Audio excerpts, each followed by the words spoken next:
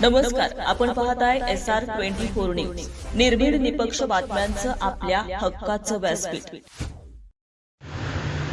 राहुरी उपकारागृहातील न्यायालयीन कोठडीतील 30 आरोपींची नाशिक कारागृहामध्ये रवानगी। गृह मंत्रालयाच्या आदेशानुसार राहुरीमध्ये पोलिसांच्या कडेकोट बंदोबस्तात आरोपी हलवले। गृह मंत्रालय, महाराष्ट्र शासन यांच्या आदेशानुसार राज्यातील पोलीस ठाण्यातील उपकारागृहात न्यायालयीन कोठडीमध्ये ठेवण्यात आलेल्या आरोपींना टप्प्याटप्प्याने मोठ्या कारागृहात हलवण्याची प्रक्रिया सुरू झाली। त्याच अनुषंगाने राहुरीसह अहिल्यानगर जिल्ह्यातील विविध पोलीस ठाण्यातील न्यायालयीन कोठडीतील आरोपींची नाशिक येथील नाशिक रोड मध्यवर्ती कारागृहामध्ये रवानगी करण्यात आली आहे।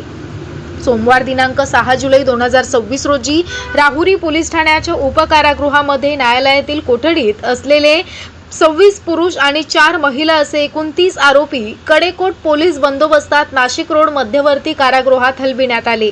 या कारवाई दरम्यान पोलीस निरीक्षक रवींद्र देशमुख यांच्या नेतृत्वाखाली चोख सुरक्षा व्यवस्था ठेवण्यात आली होती। आरोपींना भेटण्यासाठी त्यांच्या नातेवाईकांनी राहुरी पोलीस ठाण्याच्या आवारामध्ये मोठी गर्दी केली होती। आरोपींना घेऊन जाणाऱ्या वाहनांसोबत बंदूकधारी पोलिसांचा कडेकोट बंदोबस्त तैनात करण्यात आला होता। संपूर्ण प्रक्रिया शांततेत आणि कोणताही अनुचित प्रकार घडू न देता पूर्णपणे करण्यात आली। या रवानगीनंतर राहुरी येथील उपकारागृहात न्यायालयीन कोठडीतील एकही आरोपी शिल्लक नसून सध्या केवळ पोलीस कोठडीतील एक आरोपी उपकारागृहात आहे। गृह मंत्रालयाच्या या निर्णयामुळे जिल्ह्यातील उपकारागृहांवरील ताण कमी होण्यास मदत होणार आहे।